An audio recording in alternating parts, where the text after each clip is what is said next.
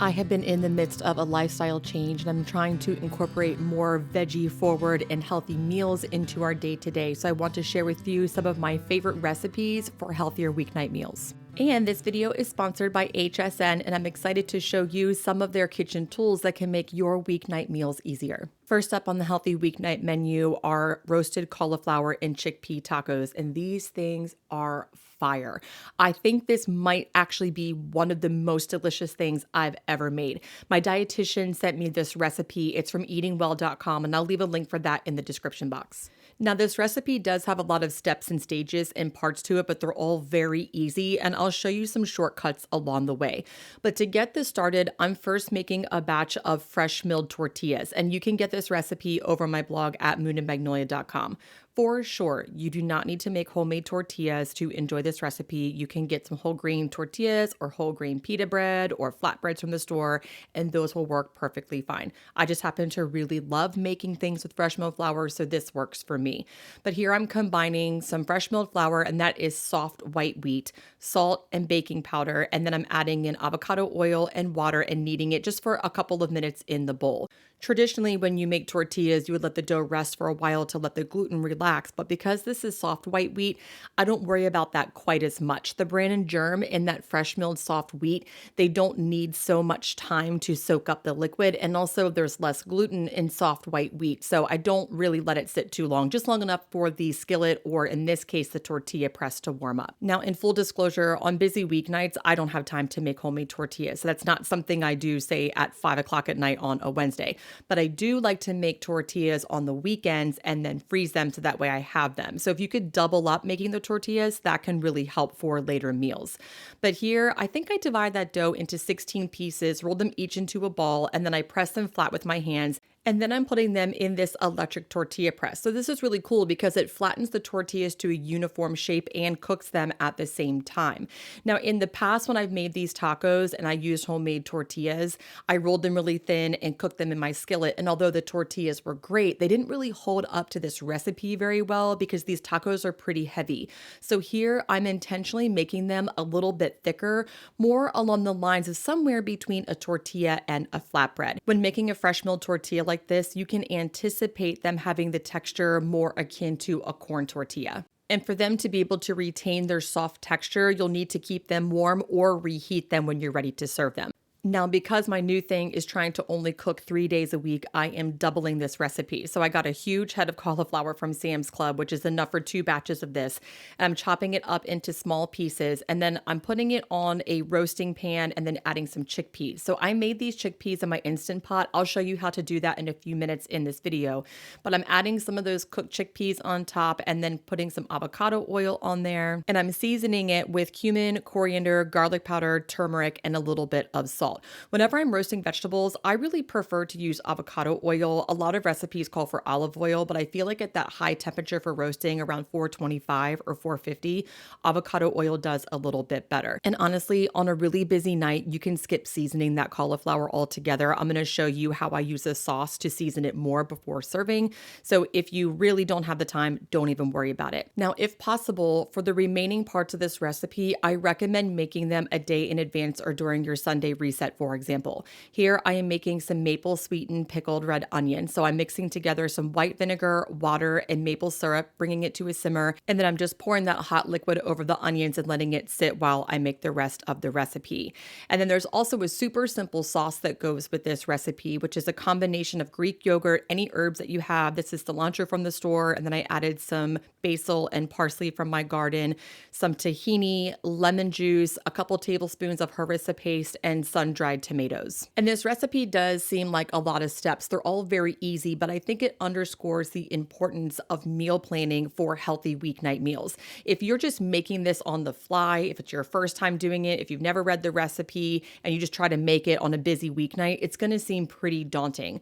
But if you meal plan, if you prep those pickled red onions in advance, if you get that sauce going in advance, or if you just know the recipe and you know what you're getting into that evening, it's a lot easier to make those things seasonings while the roasted cauliflower is in the oven. Half of the sauce I put on the roasted cauliflower and chickpeas to season them, and the rest I'm saving for serving. So here I'm filling up those whole grain tortillas with that delicious sauce, the roasted cauliflower and chickpeas, topping it with some chopped romaine and those pickled red onions. And I'm telling you, these things are absolute fire. If you make the tortillas in advance or use store-bought, and then with the right planning and prep for the remainder of the recipe, you can have these ready in 30 minutes.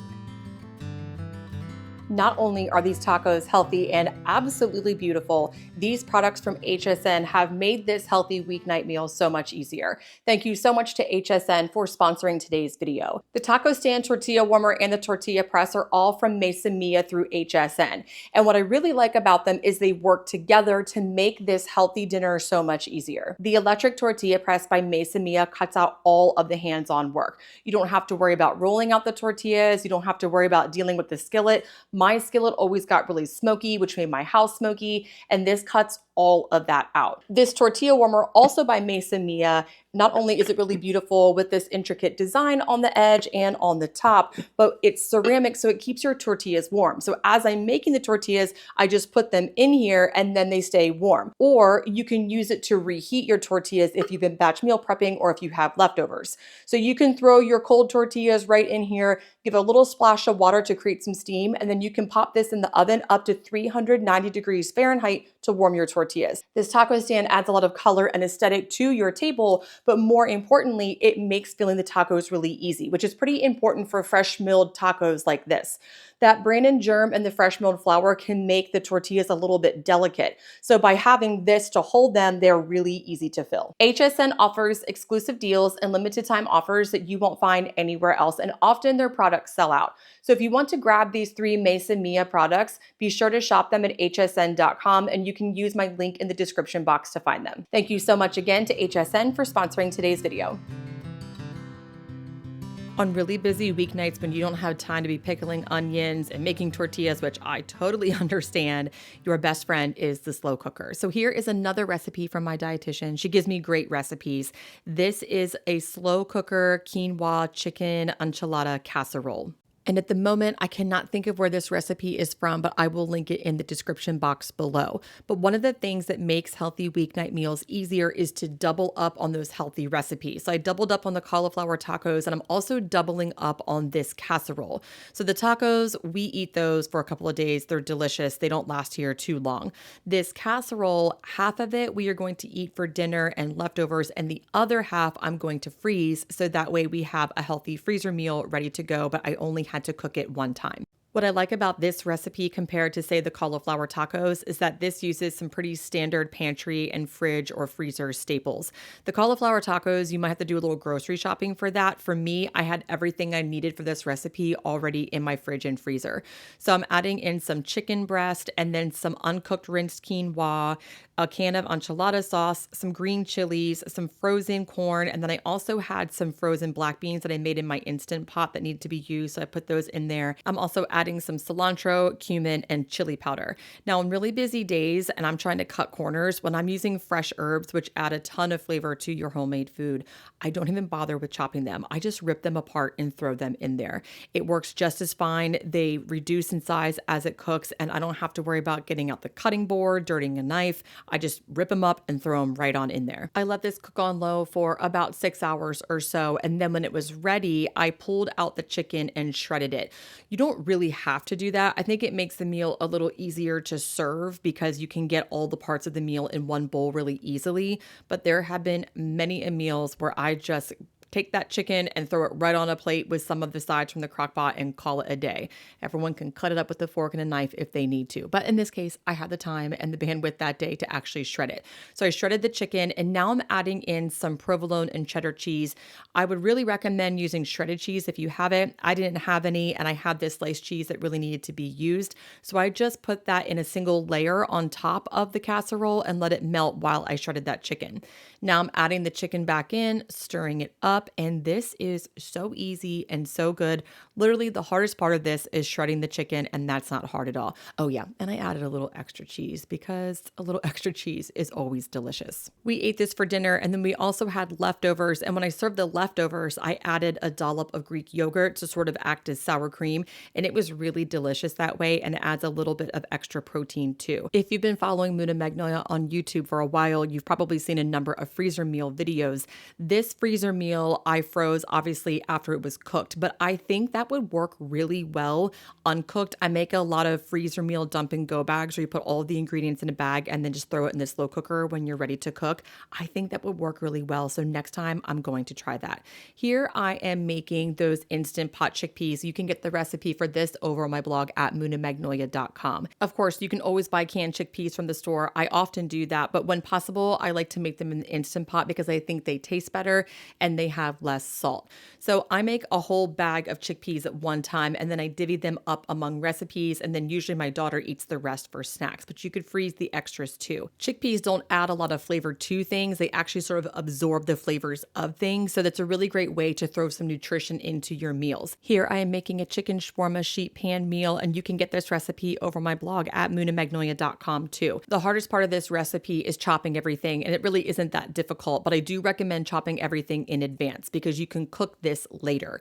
So what I did is I chopped up the chicken, some bell peppers. You could use any bell pepper, but I think it's best with red, orange, or yellow, carrots, and onion. In this case, I used red onion. And then I am heavily seasoning it with smoked paprika, cumin, onion powder, garlic powder, cinnamon, and oregano. And you can barely over season this stuff. I really like it almost blackened kind of that way. My husband likes it a little bit less seasoned, but it's totally up to you. Over my blog, I have the measurements that I think taste best, but it's really easy to adjust. Oh, and of course, I toss that with some avocado oil. If you're using canned chickpeas or if your chickpeas are already cooked, I would throw them in at this point and mix them in with everything else. Mine were actually still in the Instant Pot cooking at this point. So I added the chickpeas once I was ready to actually make the sheet pan meal. But really, it just depends on what works for you. So here I'm dumping all of those ingredients right onto a parchment lined sheet, adding the chickpeas and stirring them in. And then you simply just pop this in the oven and roast it. It is so easy, and this is beyond delicious.